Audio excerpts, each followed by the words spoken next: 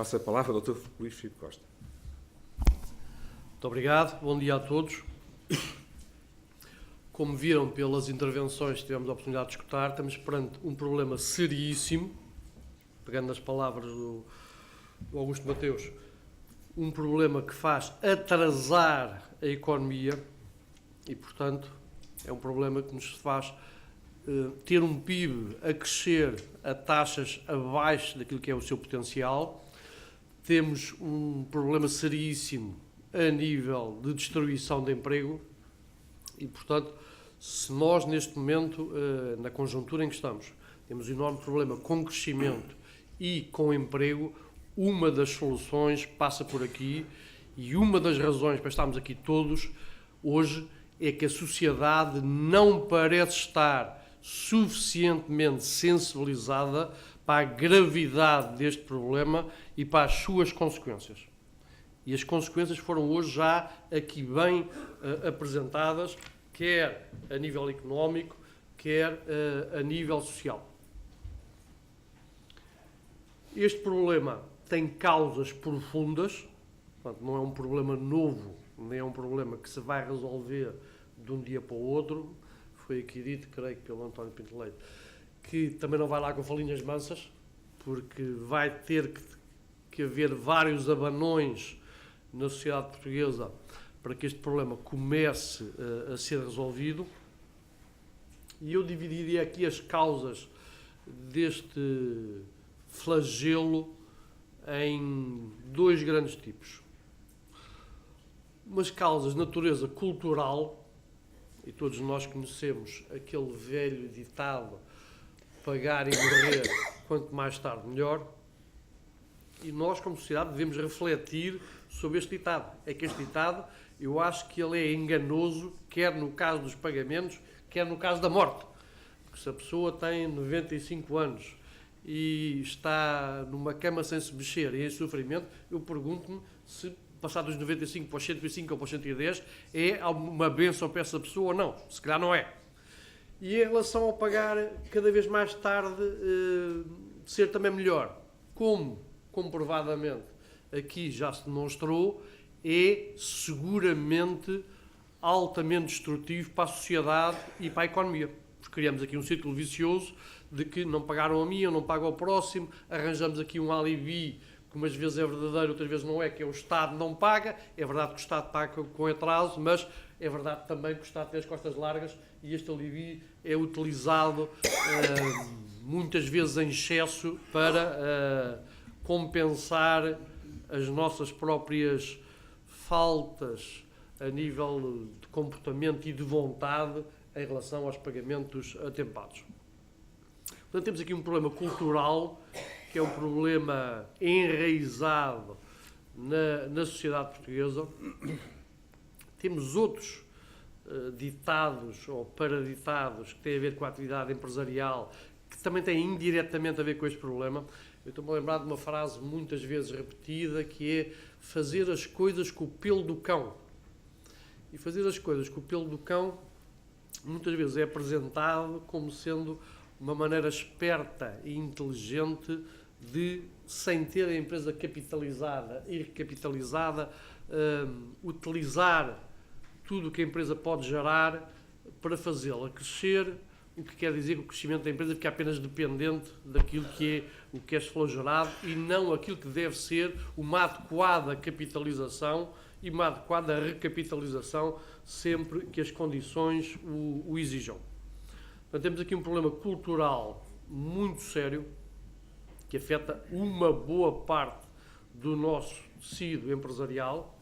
e que causa depois um efeito dominó e um efeito de círculo vicioso, que é as empresas andarem-se a financiar junto dos seus fornecedores, por sua vez se financiam junto dos seus fornecedores e tudo isto faz aumentar até as necessidades de financiamento bancário das empresas no seu conjunto, numa conjuntura em que o financiamento deixou de ser fácil e barato, como foi, por exemplo, naquela década de 97 a 2007, com a adesão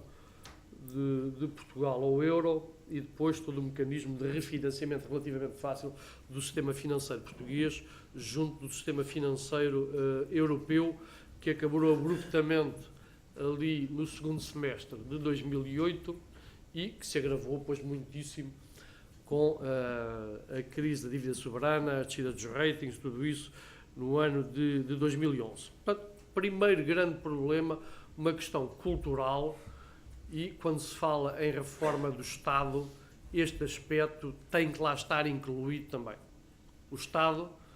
que para já serve de alibi, muitas vezes com razão, outras vezes sem razão, para este círculo vicioso, tem que dar o exemplo a nível dos pagamentos atempados. Nós, e pelas comparações que aqui vemos, temos um problema grave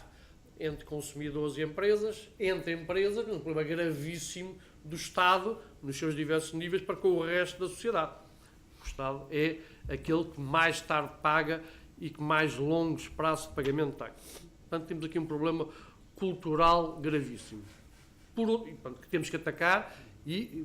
tomadas de posição como aquela que estamos aqui a fazer hoje e que havemos de assinar daqui a pouco, fazem parte deste movimento de ataque a esta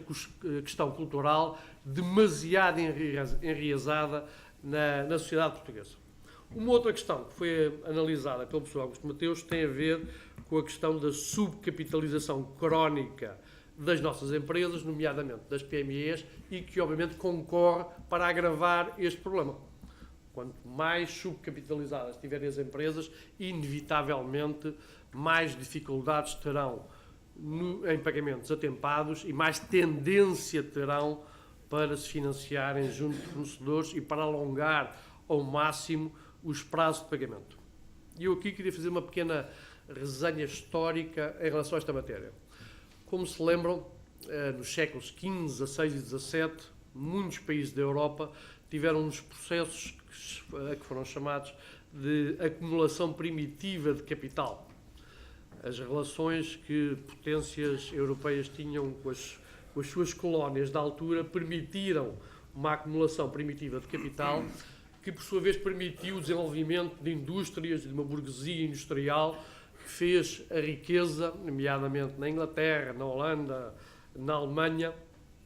enquanto que em Portugal, parcialmente também em Espanha, nós tivemos não uma acumulação primitiva de riqueza e de capital, mas períodos em que passou pelo nosso país muito dinheiro. Mas apenas passou por cá. Nós temos no século XVI os afluxos financeiros relacionados com as especiarias do Oriente, no século XVIII os afluxos financeiros relacionados com o ouro do Brasil, mas o que é certo é que esses afluxos de capital não serviram para a construção de indústrias, o dinheiro não se transformou em capital, seguiu para o resto da Europa, dado que serviu basicamente para comprar os nossos bens de consumo, alimentação, vestuário, etc. O que quer dizer que depois de esgotado o filão das especiarias e o filão do ouro do Brasil, nós ficámos reduzidos àquilo que éramos, um país sem indústria e sem capacidade produtiva suficiente para fazer face às suas necessidades,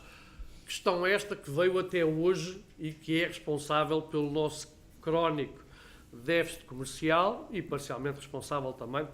pelo nosso crónico déficit de finanças públicas e pelo crescimento da dívida pública, que já passou os 3 dígitos, como sabemos. De referir aqui, dado que eu sou um amante da história, estas coisas não acontecem por acaso. Após a restauração da independência em 1640, com a fragilidade política e militar que Portugal tinha nessa altura, foi firmado no início do século XVIII um tratado muito conhecido, chamado Tratado de Methuen, de 1703, entre os economistas aqui presentes lembrar-se-ão com certeza que mais não foi do que um tratado de especialização internacional, em que se tratava entre Portugal e Inglaterra, e, através desse tratado, a Inglaterra fica responsável por nos fornecer todos os bens industriais que ela produz e, em contrapartida, nós fornecemos bens de natureza agrícola, vinho e outros, e assim se formou o primeiro exemplo de especialização internacional na Europa, com efeitos altamente nefastos para o desenvolvimento da economia portuguesa, como é sabido. Aliás, há livros escritos especificamente sobre as consequências deste Tratado de Methuen no desenvolvimento quer da Inglaterra, quer de Portugal, portanto, em sentidos opostos, e por alguma razão nós chegamos ao século XX sem uma revolução industrial digna desse nome e com um grau de iliteracia imenso que justifica grande parte do nosso atraso ainda atualmente. Depois tivemos momentos de alguma capitalização durante a Segunda Guerra Mundial, nomeadamente com venda de matérias-primas e principalmente depois com a adesão à EFTA, em que aí sim começa a ser criado um tecido industrial mínimo em Portugal. Mas isto para vos dizer que se temos um problema cultural enraizado na sociedade, que é o tal pagar e morrer, quanto mais tarde melhor, temos também um problema histórico de subcapitalização das nossas empresas que leva a que não seja fácil, de um momento para o outro, alterar este estado de coisas. Aliás, um estudo recente da AEP comparava autonomias financeiras na Europa e em Portugal, e para vos dar uma ideia da dimensão do problema, a autonomia financeira média das empresas industriais na Europa é de 34%, para esse mesmo universo em Portugal é de 24%, mas quando falamos do quartil inferior do universo, na Europa a autonomia financeira desse quartil inferior é de 14% e em Portugal é de 3,9%. Agora pensemos como é que este quartil inferior das nossas empresas, com uma autonomia financeira de 4%, quer dizer que os seus ativos são financiados por capitais alheios em 96%, tem possibilidade de aceder a crédito, não tem balanço que possibilite o acesso ao crédito e, obviamente, também terá imensas dificuldades em pagar a tempo e horas, dado que o seu desequilíbrio financeiro é crónico. E, portanto, pegando mais uma vez nas propostas do professor Augusto Mateus, temos aqui o Estado, que tem a obrigação moral e material de pagar a tempo e horas e começar seriamente nesse caminho. Aliás, uma reforma do Estado, e hoje vai ser apresentado um guião da reforma do Estado, uma reforma do Estado digna desse nome tem que atacar este problema. Depois temos o IVA de caixa, que pode e deve ser mais ambicioso, foi aqui referido também, nomeadamente no universo de empresas que vai afetar. Temos a reestruturação financeira das nossas PMEs, que, como já vimos, é absolutamente essencial. E, como foi referido, se o sistema financeiro precisou de ser recapitalizado, grande parte do nosso sistema produtivo e empresarial precisa também de ser recapitalizado e, para isso, são necessários incentivos fiscais, que estão neste momento a começar a ser criados, mas também incentivos e instrumentos financeiros que permitam que essa recapitalização seja mais rápida, mais célere e produza efeitos mais rapidamente. Porque, como foi dito aqui, não faz sentido estar a capitalizar os bancos se não capitalizamos suficientemente os clientes desses bancos, porque o mal parado vai continuar por muito capitalizados que os bancos têm. E aqui, deixem-me só puxar um bocadinho para terminar o lume à minha sardinha. Foi aqui referido pelo professor Augusto Mateus que a taxa de sinistralidade das PMEs no sistema financeiro ronda os 16%. E eu quero aqui referir que esta taxa de sinistralidade nas linhas criadas após 2008, as linhas PME Invest e PME Crescimento, com base num regime de partilha de risco entre a banca e a garantia mútua, que pressupõe também um escrutínio duplo, quer pela banca, quer pela garantia mútua, permitiu, para valores que neste momento já vão em 12 mil milhões de euros de crédito concedido, ter uma taxa de sinistralidade nestas linhas de 4,5%. E 4,5% é francamente diferente dos 16% que estamos a ouvir. Portanto, é possível criar instrumentos que mitiguem o risco, que partilhem risco com o sistema financeiro, que facilitem o acesso das PMEs ao financiamento bancário e introduzam um grau de sanidade maior nestes critérios e nestes indicadores de sinistralidade empresarial. E, portanto, se a banca tem 16% de sinistralidade junto das PMEs, que é absolutamente astronómico e altamente preocupante, e nós temos visto